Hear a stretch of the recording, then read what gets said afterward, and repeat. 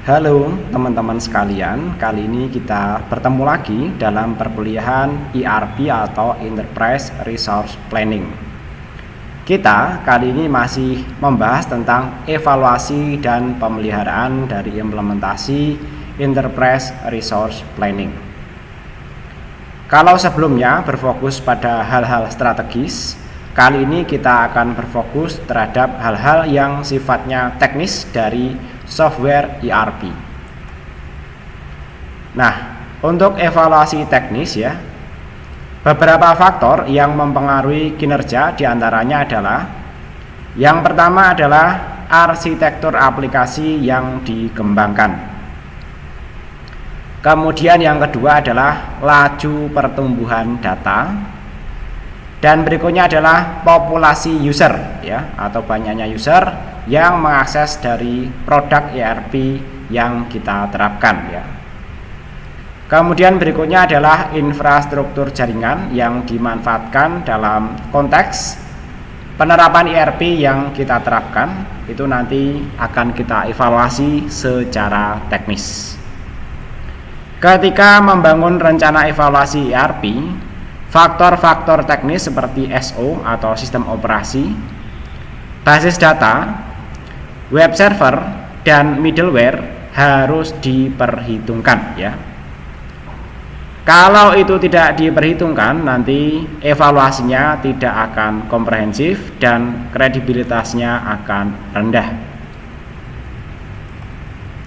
Lanjut, yaitu tipe evaluasi kinerja idealnya meliputi beban kerja, integrasi sistem, sistem uji unit, dan uji paralel untuk hal-hal berikut. Yang pertama adalah mempelajari setiap sisi sistem ya.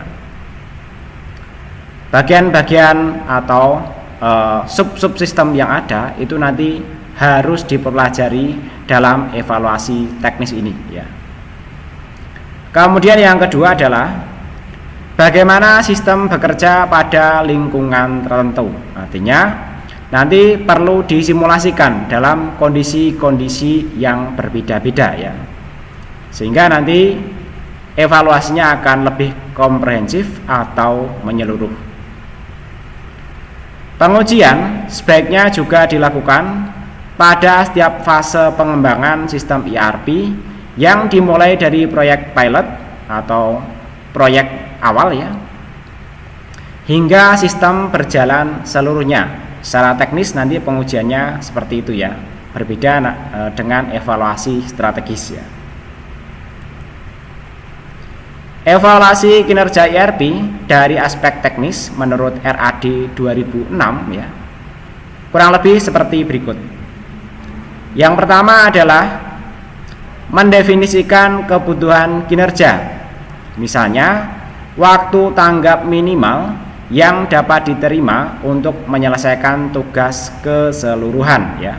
Jadi waktu tanggapnya minimal, waktu tanggap minimal itu nanti sampai pada waktu berapa begitu ya, setiap pekerjaannya ya, atau tugas secara keseluruhan.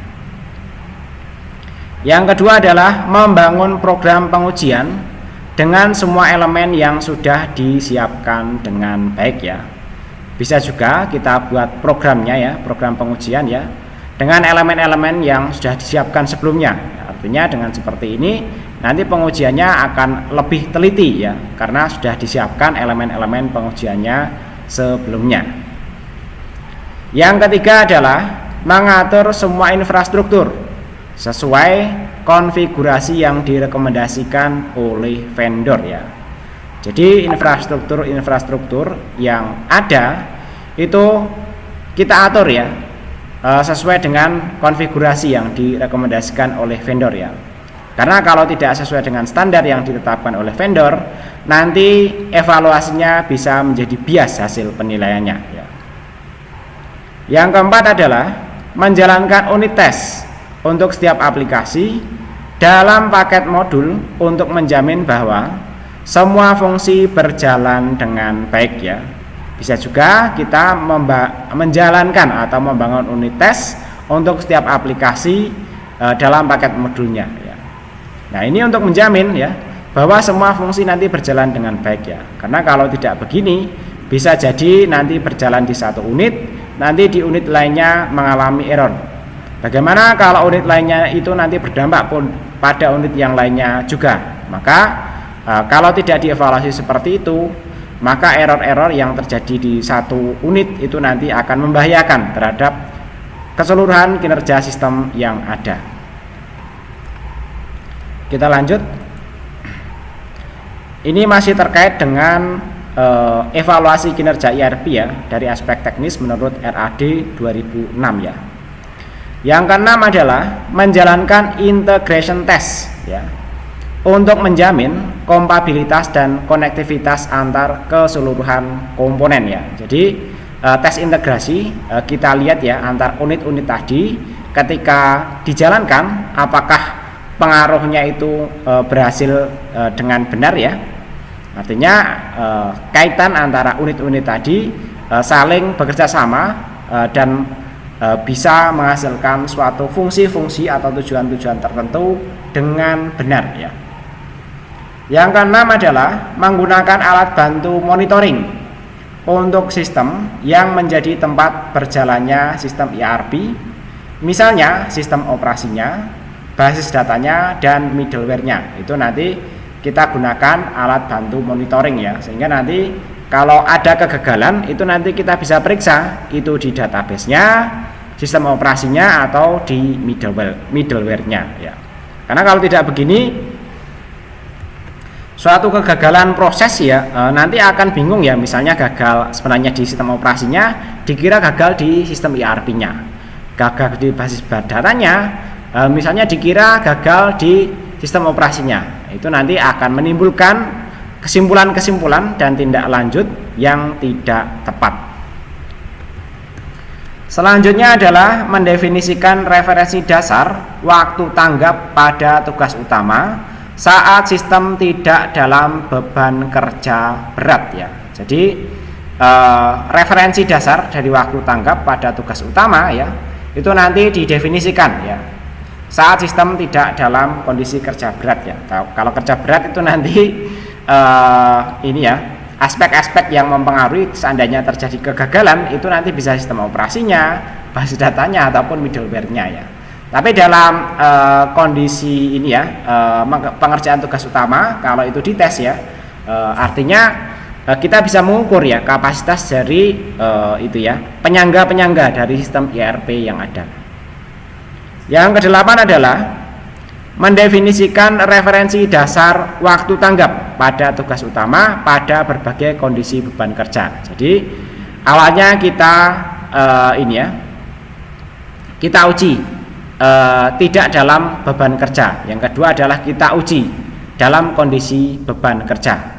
Nanti perbedaannya apa sehingga nanti kita bisa menganalisis ya masalahnya ada di mana ya.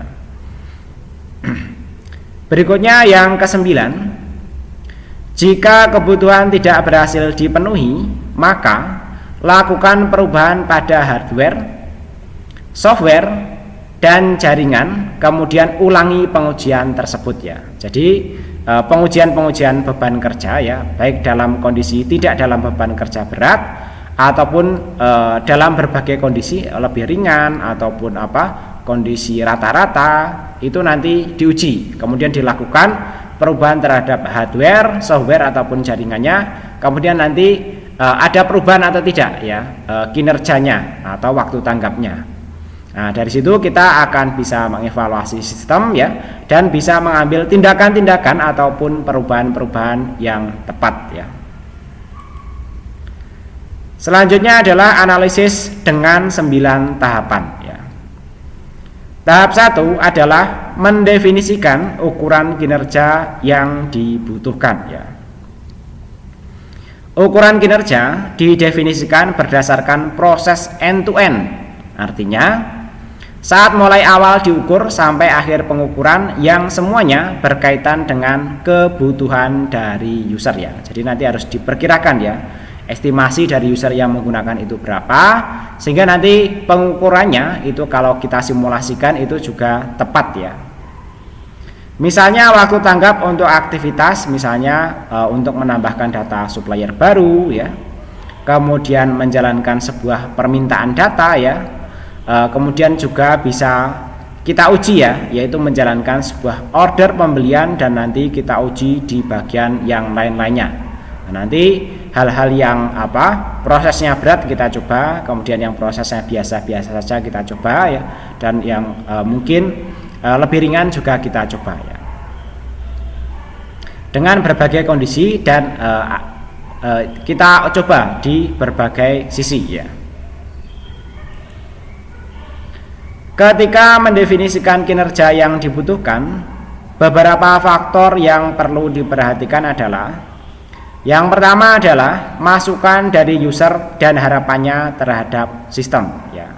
Jadi setelah menguji coba ya, atau mencoba atau kita simulasikan sistemnya ya, kemudian user sebaiknya diminta masukan ya, dan harapan-harapan yang ada pada sistem ya. Tapi tidak semuanya harus kita penuhi ya, karena kita juga harus mempertimbangkan aspek teknis ya. Jadi kalau user itu kan subjektif ya, sedangkan aspek teknisnya kita yang memikirkan. Tapi dengan begini ya, mempertimbangkan masukan dari user dan harapan-harapannya, itu kita juga bisa mempertimbangkan ya aspek-aspek teknis yang ideal untuk user. Kemudian puncak beban kerja ya. Misalnya saat sistem digunakan oleh 1000 user ya, terhubung ke jaringan dan ada 200 user lokal termasuk 20 user dengan otoritas tinggi ya.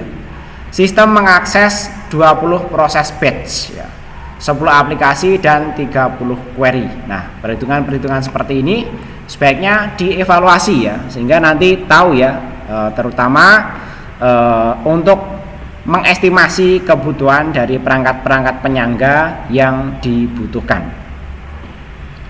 Ukuran respon time yang diperlukan untuk setiap tugas dan subtugas saat kondisi tertentu ya, juga perlu kita definisikan dengan jelas ya, agar nanti evaluasinya bisa lebih baik. Kemudian tahap kedua, yaitu membuat program pengujian atau testbed dengan semua komponen yang sudah terpasang. Testbed adalah suatu paket pengujian yang dijalankan pada sistem yang meliputi semua komponen, dikonfigurasikan semirip mungkin dengan lingkungan implementasi yang sebenarnya. Jadi kita simulasikan ya, dengan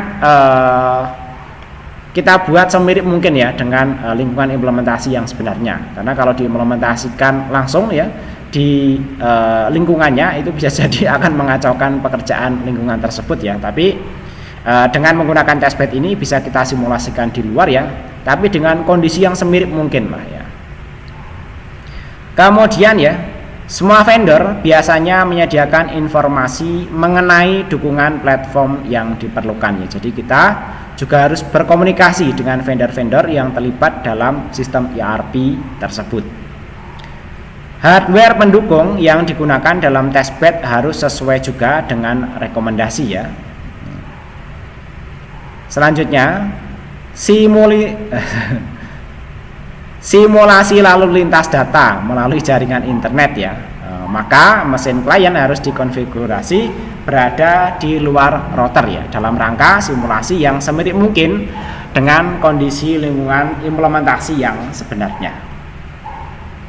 Kemudian ya, komponen lain seperti contoh data, alat monitoring pengujian dan alat bantu pengujian juga harus sudah disiapkan ya dalam konteks ini ya. Karena kalau belum disiapkan, itu nanti akan memberikan simulasi dengan lingkungan nanti yang kurang berbeda.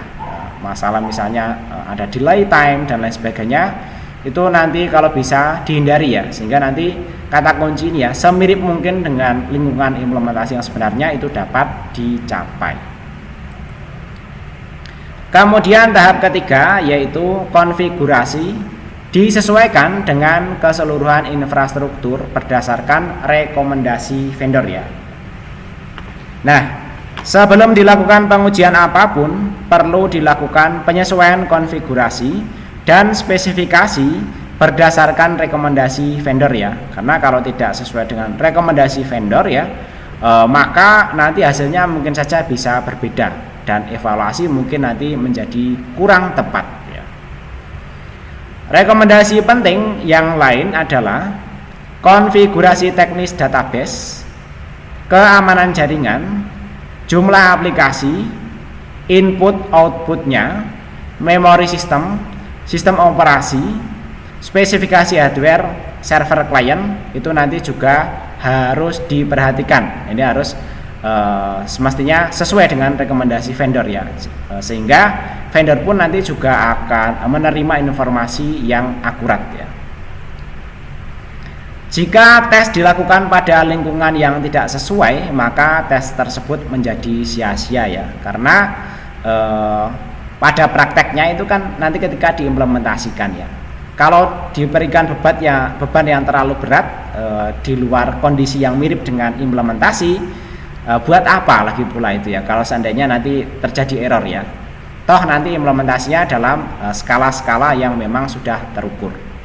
Tapi kalau diuji misalnya lebih rendah dari beban yang mungkin ada di implementasi, itu nanti juga sia-sia ya, karena nanti bisa jadi ketika diuji dengan misalnya data jumlah kecil, transaksi dalam jumlah kecil, itu tidak apa-apa, tapi ketika nanti transaksi dalam jumlah besar itu akan error.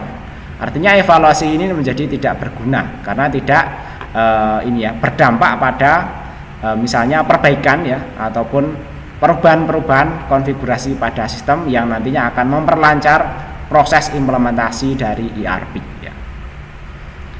Jika tes dilakukan jika dalam pengujian terdapat perubahan konfigurasi, maka harus diuji kembali pada tahap berikutnya. Jadi perbedaan konfigurasi itu juga akan merubah hasil yang sudah ada sebelumnya. Misalnya sebelumnya sudah menyimpulkan ya bahwa sistem berjalan dengan baik tanpa kendala yang berarti ya, ketika konfigurasinya dirubah, maka kesimpulan itu sudah tidak berlaku lagi.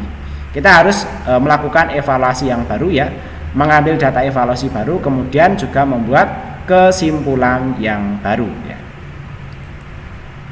Selanjutnya adalah tahap 4, yaitu menjalankan unit tes untuk menjamin bahwa fungsi berjalan dengan baik.